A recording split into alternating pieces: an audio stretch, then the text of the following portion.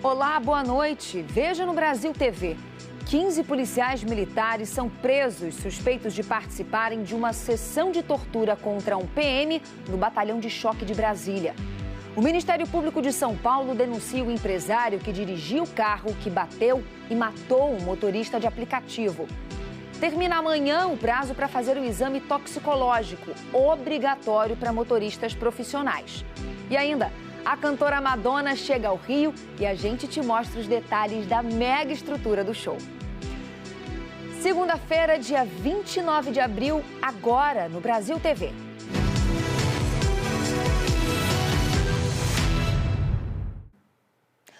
Um grupo de policiais militares do Distrito Federal foi preso hoje de manhã por suspeita de agredir e torturar um colega de farda durante um curso de formação. O policial que fez a denúncia disse que a tortura aconteceu dentro do batalhão de choque. Segundo o soldado Danilo Martins, as agressões tinham como objetivo fazê-lo desistir do curso. Depois de 6 dias internado, o soldado Danilo, de 34 anos, ainda tem machucados nas mãos, joelhos e hematomas pelo corpo. Ele afirma que foi agredido pelos colegas de corporação na segunda-feira da semana passada, dentro do batalhão de choque no setor policial sul. Me apresentei às 8h15, juntamente com o turno, e o coordenador já me retirou do turno, onde ele conversou comigo e disse que se eu não assinasse o requerimento que já estava preenchido, ele iria me tirar, seja por lesão ou a palavra que ele disse foi trairagem. O soldado Danilo conta que se recusou a assinar a desistência por várias vezes. E foi quando, segundo ele, o coordenador do curso de patrulhamento tático móvel, o tenente Marco Teixeira, iniciou as agressões contra ele, junto de outros policiais. Na denúncia feita ao Ministério Público, o policial conta que teve gás lacrimogênio e gás de espuma jogados em seu rosto, que foi obrigado a tomar café com sal e pimenta e diz ter sido agredido com pauladas, chutes no joelho, na cara e no estômago pelo tenente e outros colegas de curso. Me conduziu para detrás do batalhão, onde ficou chutando a minha mão, que ela abriu, e continuou com chutes no meu joelho, subia em cima e falava para eu desistir. Estas imagens mostram os hematomas logo depois das agressões. Na roupa que ele usava, dá para ver marcas de botas que ele diz ser dos policiais militares. Danilo conta que foram 8 horas dentro do batalhão sendo torturado, até que ele resolveu assinar o termo de desistência, mesmo sem entender o motivo das agressões. O soldado Danilo é escritor e atleta e já venceu uma competição internacional de futebol dentro da corporação. Ele também costuma compartilhar a rotina nas redes sociais. Ele deixava algumas vertentes que aparentemente o motivavam. A questão de eu ser escritor, a questão de eu ter sido campeão lá no Canadá, ele citou isso também, a questão também das minhas redes sociais. E ele disse que muitas pessoas pediram para ele realizar aquilo e que ele não iria embora sem me desligar. A Polícia Militar disse que a Corregedoria abriu um inquérito para apurar o caso e informou que o tenente apontado como o responsável por liderar as agressões se desligou da coordenação voluntariamente enquanto o caso é investigado. Mas em nota, a PM negou que o policial tenha sido forçado a assinar a desistência do curso. Na nota enviada à TV Globo, a Polícia Militar afirmou ainda que o desligamento de Danilo foi feito de forma voluntária. Disse que não há que se falar em tortura e que todas as circunstâncias estão sendo apuradas. Danilo ainda contabiliza sequelas e afirma que agora tem medo de voltar ao trabalho. Eu fui diagnosticado com insuficiência renal, abdomiólise, e aí eu fui evoluído para ser internado na UTI. Estou com rotura no menisco, estou com hérnia de disco e uma lesão séria na lombar e me deu lesão também cerebral, onde afetou a audição e a fala um pouco, né? E a visão. O que eu quero hoje é me recuperar para poder voltar às minhas atividades, que sou bem ativo quanto a isso, mas quanto à questão policial, realmente eu não penso mais. Nós não conseguimos contato com o tenente Marco Teixeira, coordenador do curso, nem com o comandante do Batalhão de Polícia de Choque, o tenente-coronel Caleb Teixeira das Neves. O secretário executivo da Secretaria de Segurança Pública do Distrito Federal, Alexandre Paturi, disse que tudo tem que ser investigado. A polícia de Cajati, no Vale do Ribeira, em São Paulo, investiga a morte de um casal encontrado dentro do carro que estava estacionado num posto, às margens da rodovia Regis Bittencourt. A suspeita é de que eles tenham morrido intoxicados por monóxido de carbono. A Polícia Civil de Cajati investiga a causa da morte de um casal que foi encontrado morto dentro de um carro que estava estacionado no pátio de um posto de combustível às margens da rodovia Regis Bittencourt, na cidade de Cajati. O casal era de São Carlos, voltava de uma viagem da Argentina e parou para descansar.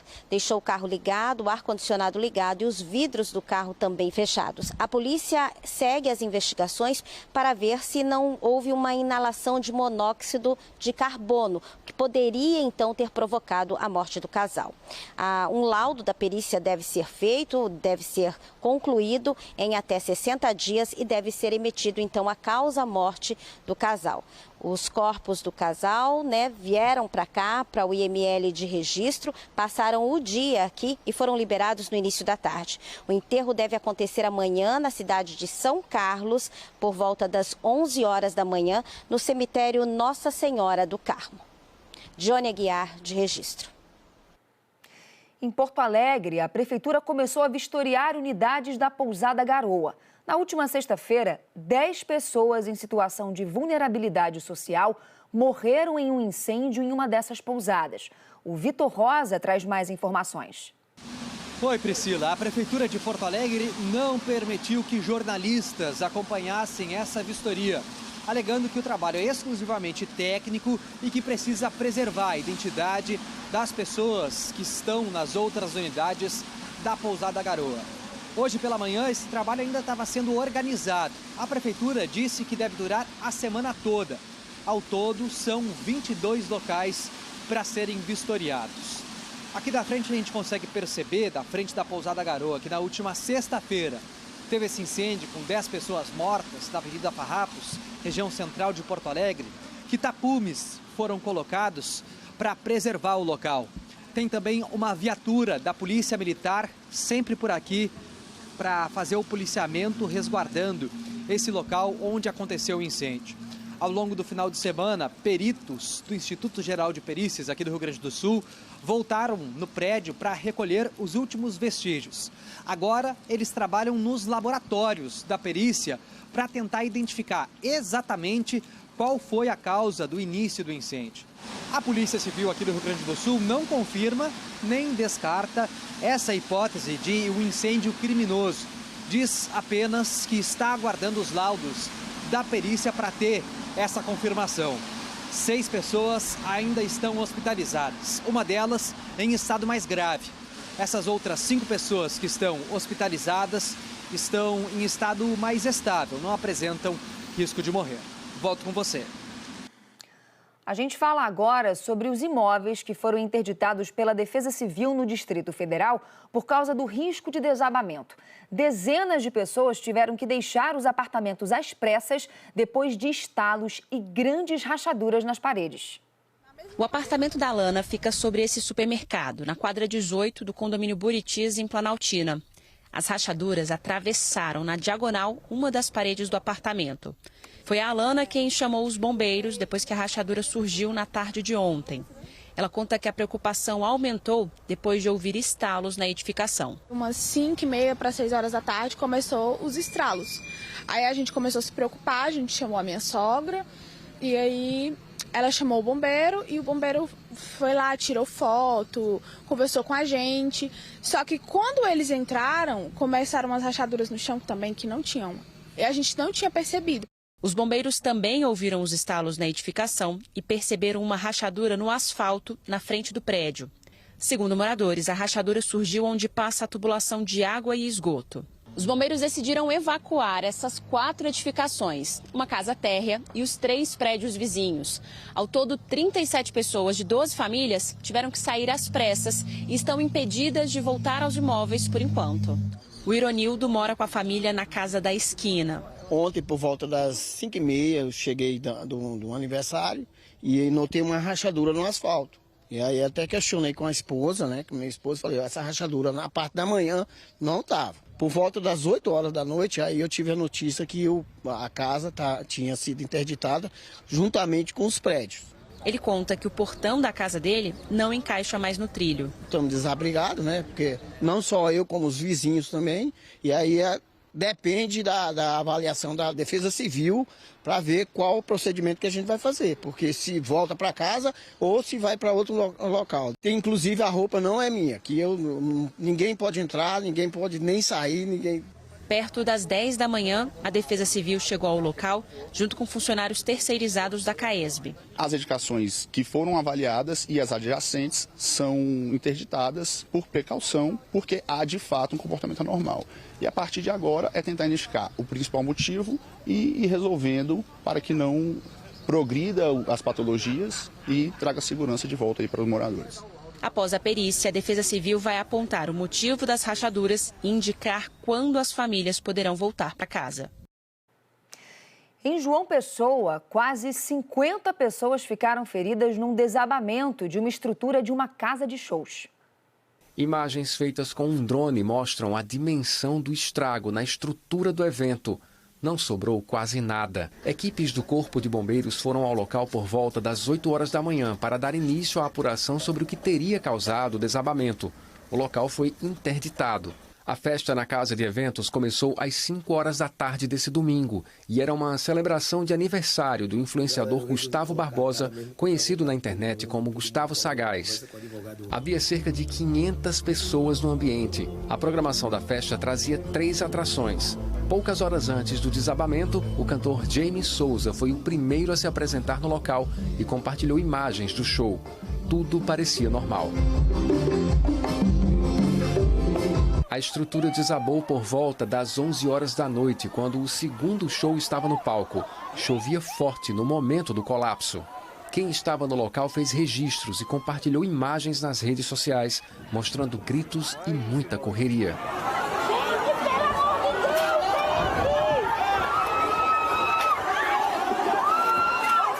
Gustavo Sagaz usou um perfil em rede social para explicar o que pode ter acontecido. O que caiu não foi nosso palco, foi a estrutura da casa. Se não fosse o nosso grid de palco, o pior tinha acontecido, porque o grid do palco segurou tudo. O grid do palco segurou toda a queda. Mais de 45 pessoas foram levadas para hospitais da capital paraibana. Ao longo da manhã desta segunda-feira, o Trauma atualizou que 2 pessoas foram internadas em situação grave. Era entre 11 horas e eu e outras pessoas escutaram um estrondo. E em seguida desses 2 estrondos, a gente viu o teto caindo, a estrutura do teto caindo. E eu estava na parte de trás, por conta da que estava chuviscando. E na hora que eu vi o teto caindo, eu dei um pulo para trás. Na hora que eu dei, uma das partes das colunas de madeira caiu na minha cabeça e caiu os telhados também, que machucaram o meu joelho. Pessoas feridas que receberam atendimento no hospital também disseram que não tiveram assistência por parte de organizadores. A casa de eventos funciona há pelo menos 3 anos no altiplano e havia passado por uma reforma na estrutura há 2 anos. 3 pessoas continuam internadas em estado grave. O Corpo de Bombeiros confirmou que o local não tinha autorização para realizar shows e já tinha sido multado. O Conselho Regional de Engenharia da Paraíba interditou o local. O dono da casa de shows ainda não foi localizado. O Ministério Público denunciou por homicídio doloso, por dolo eventual e lesão corporal gravíssima o motorista do carro de luxo que bateu e matou um motorista de aplicativo em São Paulo. Para a promotora de justiça de São Paulo, Monique Raton, Fernando Sastre Filho assumiu o risco de cometer os crimes porque ele ingeriu bebida alcoólica em 2 estabelecimentos antes de assumir o volante. E por estar dirigindo a mais de 150 km por hora, numa avenida onde a velocidade máxima permitida é de 50 km por hora. No dia 31 de março, Fernando bateu no carro do motorista de aplicativo Ornaldo Viana, de 52 anos, que morreu. A promotora também reforçou que um amigo de Fernando, Marcos Vinícius Machado Rocha, que ia no banco de passageiro, sofreu ferimentos gravíssimos, ficou 10 dias na UTI e perdeu o baço. A pena pelo crime de homicídio doloso qualificado vai de 12 a 30 anos de reclusão. A lesão corporal gravíssima pode elevar a punição em 1/6. A promotora ainda concordou com o pedido de prisão da Polícia Civil. No entendimento do Ministério Público, a prisão preventiva evita que Fernando Sastre Filho influencie as testemunhas. O juiz Roberto Zanichelli Sintra, da primeira vara do júri, vai decidir se decreta ou não a prisão de Fernando. O magistrado já negou 2 pedidos anteriores. Na denúncia, o Ministério Público pede também à Justiça o compartilhamento das provas da Justiça Militar para apurar se os policiais militares que atenderam à ocorrência cometeram crime. Eles liberaram Fernando sem fazer o teste do bafômetro. As imagens das câmeras corporais dos policiais militares gravaram as conversas logo depois da batida, tanto com Fernando quanto com a mãe dele, Daniela Cristina de Medeiros, que foi ao local assim que soube do acidente. Uma PM perguntou a Fernando o que tinha acontecido. A gente estava saindo da festa, a gente ia ir para minha casa, jogar sinuca. Aí, do nada, aconteceu um acidente horrível e aconteceu isso. Não lembro mais de nada. A policial também perguntou ao colega se ele tinha um bafômetro na viatura. Você tem etilômetro? Não. Os PMs liberaram o motorista do carro esportivo sem fazer o teste do bafômetro. Um bombeiro que atendeu a ocorrência comentou com a PM que Fernando estava embriagado. A Secretaria da Segurança Pública de São Paulo já afirmou que os policiais militares erraram ao permitir que Fernando Sastre Filho fosse embora sem fazer o teste do bafômetro. Nós procuramos a defesa de Fernando. A advogada dele não quis se manifestar. Atenção, caminhoneiros, hein? Motoristas de ônibus e de vans. Termina amanhã o prazo para fazer o exame toxicológico para quem precisa renovar a carteira ou revalidar o teste. São 7 anos de adiamentos e de ajustes na lei. A última mudança, que estabeleceu o atual calendário, foi em junho de 2023. Ela vale para todos os motoristas que tenham carteira de habilitação das categorias C, D e E. O prazo para a realização do exame toxicológico termina amanhã. Quem não fizer vai ter que pagar multa, que serão encaminhadas em momentos diferentes. No dia 1º de maio, serão notificados os motoristas com carteiras vencidas entre janeiro e junho. E no dia 31 de maio, os que têm habilitação vencendo entre julho e dezembro. A omissão vai custar caro. A multa é de R$ 1.467,35. Será considerada falta gravíssima, com 7 pontos na carteira. Se for pego em flagrante, dirigindo sem o teste em dia, a multa será cobrada em dobro. O exame toxicológico é obrigatório para motoristas de caminhões, carretas, ônibus e vans. É renovado a cada 2 anos e meio. De acordo com o Ministério dos Transportes, dos 11.400.000 profissionais habilitados nas 3 categorias, mais de 3.400.000 ainda não procuraram os laboratórios. Os exames são feitos em laboratórios credenciados pela Secretaria Nacional de Trânsito. Custam em média R$ 130 e o resultado leva até 15 dias para ficar pronto. A coleta tem sempre que ser feita na hora e com a presença de uma testemunha, um funcionário do laboratório. São coletados fios de pelo ou de cabelo. E quando não for possível, vale também a amostra de unha. O exame do cabelo detecta o uso de substâncias proibidas dentro de um intervalo de 90 dias. O do pelo, 180. Quase 50 substâncias podem ser identificadas. De acordo com a responsável técnica do laboratório, todas causam algum tipo de efeito nocivo à saúde, em maior ou menor grau. Ao mesmo tempo que o motorista ele acha, né, que essa substância vai deixar ele acordado ou algo assim do tipo, por exemplo, não dormir, ele vai causar uma distração ali naquele motorista e em algum momento ele pode perder o reflexo. São drogas que, né, ela causa ali todo um transtorno metabólico e neurológico, né, para qualquer pessoa que faz o uso. A Confederação Nacional dos Transportadores Autônomos representa 580 mil caminhoneiros no país.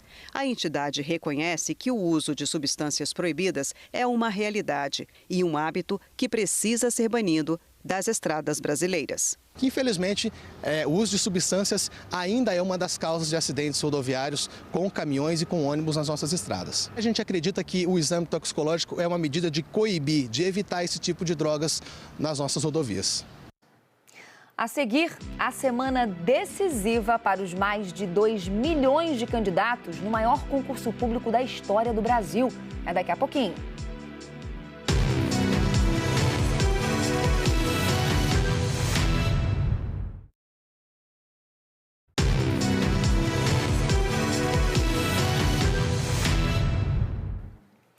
Brasil TV de volta, lembrando que essa é a última semana de preparação para mais de 2 milhões de candidatos que se inscreveram no concurso nacional unificado. As provas serão aplicadas no domingo. Salários de R$ 4.000 a R$ 22.000 para começar. E aquela palavra que enche os olhos dos candidatos: estabilidade. É muita gente interessada no Enem dos concursos e numa das 6.640 vagas de 21 órgãos da administração pública federal. Para quem sonha em ser servidor público federal, esta é uma semana decisiva. As provas objetivas e discursivas estão marcadas para o próximo domingo, 5 de maio. São mais de 2 milhões e 100 mil candidatos inscritos no concurso público nacional unificado.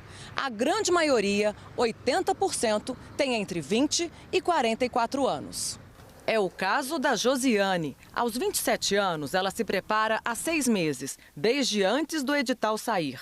Disputa um cargo de nível médio. Escolheu 3 opções. São várias profissões, são muitas vagas. Eu vejo o CNU como uma das maiores oportunidades para uma pessoa passar em um concurso público hoje. Esse é um dos grandes diferenciais do Enem dos concursos. O candidato não pode fazer prova para nível médio num horário e para nível superior no outro. Teve que optar. Por outro lado, ao se inscrever, pôde escolher concorrer a mais de uma opção de cargo. Ele vai ser chamado para uma vaga, a que tiver tido o melhor desempenho. É sempre você e você e você diante de outros que estão concorrendo àquele cargo ou àqueles cargos.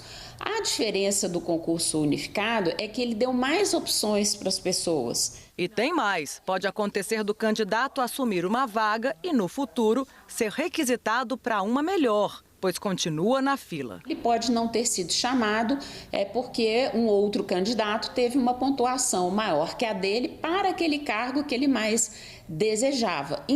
Entretanto, liberou a vaga e, de repente, ele podia estar ali, na primeira de fora e ele pode ser chamado. Outra diferença no Enem dos concursos é que os concurseiros, que sempre estudaram para isso, vão disputar vagas com pessoas que tentam o cargo público pela primeira vez. O Ministério retirou algumas matérias. Com menos matérias e matérias novas, acaba dando condições de quem começou agora poder estudar e ficar competitivo com as pessoas que têm mais experiência.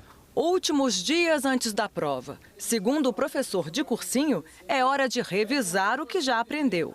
Pode estudar até na véspera ou pegar mais leve. Vai depender de cada um. A expectativa é que os resultados sejam divulgados no fim de julho e os aprovados convocados no começo de agosto. E a gente encerra hoje contando que a cantora Madonna já está no Rio para o grande show de sábado, que comemora os 40 anos de sucesso da rainha do pop. O avião com Madonna pousou no Aeroporto Internacional do Galeão pouco depois das 10 da manhã. A cantora desceu da aeronave cercada de seguranças e foi direto para o carro. As filhas de Madonna também vieram e embarcaram logo atrás. O comboio seguiu com batedores até Copacabana. Os fãs já estavam ansiosos para ver a rainha do pop.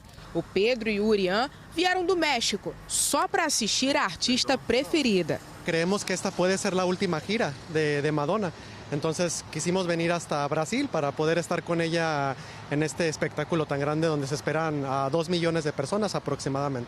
Madonna traz com ela uma equipe com mais de 200 profissionais. São 90 quartos reservados aqui no Copacabana Palace. A partir de hoje, a circulação no hotel vai ser restrita. Apenas hóspedes que já tinham reserva e os funcionários da cantora vão poder circular livremente. Além disso, os 3 restaurantes aqui do Copacabana Palace ficarão fechados para o público durante a semana. A cantora chegou com antecedência ao Rio e, se repetir o que fez em outras visitas, deve aproveitar esses dias para passear por aí.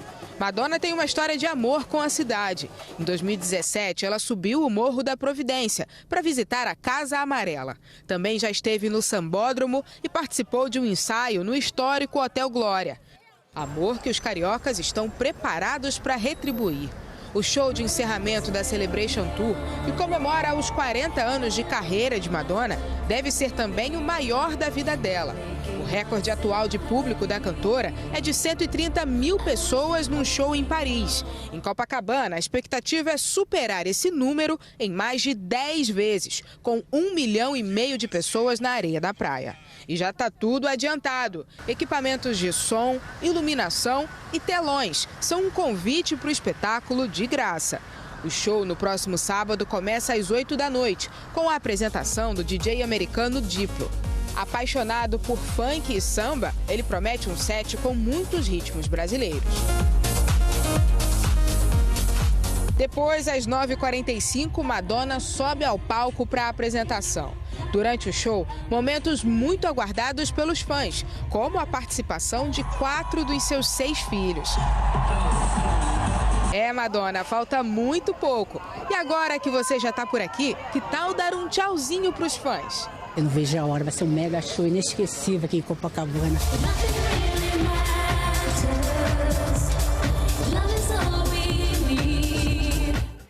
A TV Globo vai exibir o show da Madonna no sábado, logo depois da novela Renascer. O Globoplay terá sinal aberto para não assinantes e o Multishow também vai transmitir. O Brasil TV fica por aqui. Outras notícias logo mais no Jornal Nacional, às 8h30 da noite, hora de Brasília. Uma ótima noite e até amanhã. Tchau, tchau.